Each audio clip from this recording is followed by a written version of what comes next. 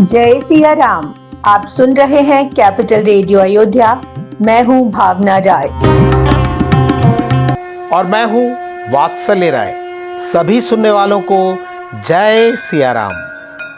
Capital radio Ayodhya में आप लगातार सुन रहे हैं रामायण की कहानियां। रामायण का अर्थ है राम का यन, यानी भगवान श्री राम की यात्रा। ये वो यात्रा पथ है जिस पर बढ़ते हुए राजकुमार राम मर्यादा पुरुषोत्तम भगवान हो गए। पिछले अंक में हमने आपको कथा सुनाई कि किस तरह सीता जी और भगवान राम की सुंदर जोड़ी को देखकर दुष्ट राजा मन ही मन जलने लगे। अगर आपने वो एपिसोड नहीं सुना है तो हमारे YouTube चैनल और Facebook पेज पर जाकर सुन सकते हैं। उसका लिंक भी हम डिस्क्रिप्शन बॉक्स में साझा कर रहे हैं। अब आगे की कथा। गोस्वामी तुलसीदास जी महाराज कहते हैं, खर भरु देख बिकल पुर नारी, सब मिली देह महीपन गारी, तेई अवसर सुनि शिव धनु भंगा, आयो भृगुकुल कमल पतंगा।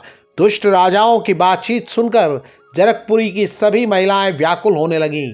वो सब दुष्ट राजाओं को गाली देने लगी। तभी भगवान परशुराम वहां आए। वो शिव जी के धनुष टूटने से जो आवाज हुई थी उसे सुनकर आए थे। भगवान परशुराम को देखते ही सभी राजा सहम गए। बाज झपट जनु लवा लुकाने, जैसे बाज के झपटने पर बटेर छुपने की जगह तलाशने लगती है, वही स्थिति उन राजाओं की थी। भगवान परशुराम ने अपने शरीर पर भभूत लगाई हुई थी। गौर वर्ण पर यह भभूत बहुत अच्छी लग रही थी। उनके विशाल मस्तक पर त्रिपुंड था, शीश पर जटा थी। सुंदर मुख वाले भगवान परशुराम का चेहरा क्रोध के कारण लाल हो गया था। वृषभ कंद उर बाहु विशाला, चारु जनेऊ माल मृगशाला।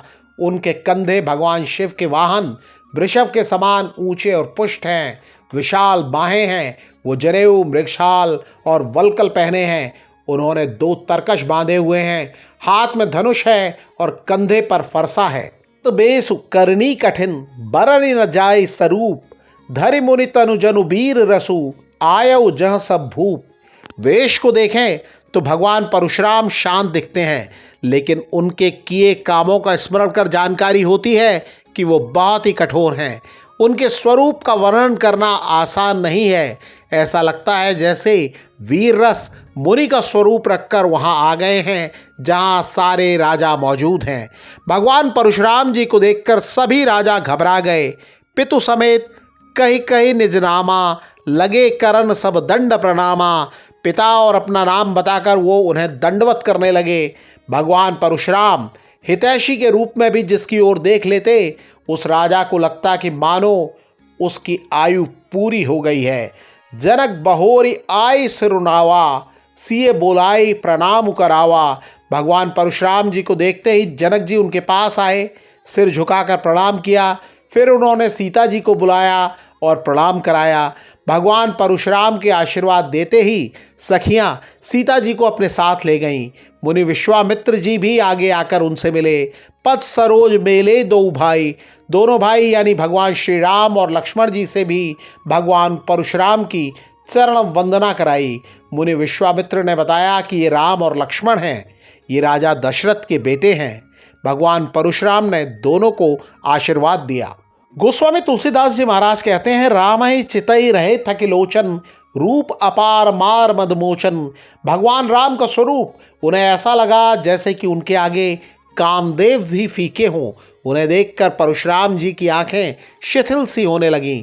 भगवान परशुराम ने चारों ओर देखा, फिर जनक जी से प्रश्न किया, पूछत जाने अजाने जिमी, व्यापे कोप शरीर। भगवान परशुराम सर्वज्ञ हैं, वो सब कुछ जान रहे थे, फिर भी प्रश्न कर रहे थे कि ये भारी भीड़ कैसी है। प्रश्न करते समय उनके शरीर पर क्रोध छा गया। जनक जी ने बताया कि ये सारे राजा वहाँ क्यों जमा हुए थे। उनकी बातें सुनते हुए भगवान परशुराम ने नजरें घुमाई, देखे चाप खंड मही डारे, जमीन पर उन्हें धनुष के टुकड़े दिखाई दिए। भगवान परशुराम ने क्रोध में प्रश्न किया, कहु जड़ जनक धनुष कै तोड़ा। हे मूर्ख जनक, ये बता कि ये धनुष किसने तोड़ा है, उसे जल्दी मुझे दिखा, उसके बारे में बता, नहीं तो जहाँ तक तेरा राज्य है वहाँ तक की धरती में उलट दूंगा। महाराजा जनक डर के मारे कोई उत्तर नहीं दे रहे थे। वहीं दुष्ट राजा मन ही मन खुश हो रहे थे और सोच रहे थे अब आएगा असली मजा। वही देवताओं और मुनियों समेत सभी लोग डर की वजह से व्याकुल हो रहे थे। वो सोचने लगे कि जाने आगे क्या होगा। मन पछतात सीए महतारी, सीता जी की माँ मन ही मन पछता रही थी। वो सोच रही थी कि हे भगवान, आपने ये बनी बनाई बात कैसे बिगाड़ दी। सीता जी ने भी परशुराम जी के स्वभाव के बारे में सुना हुआ था।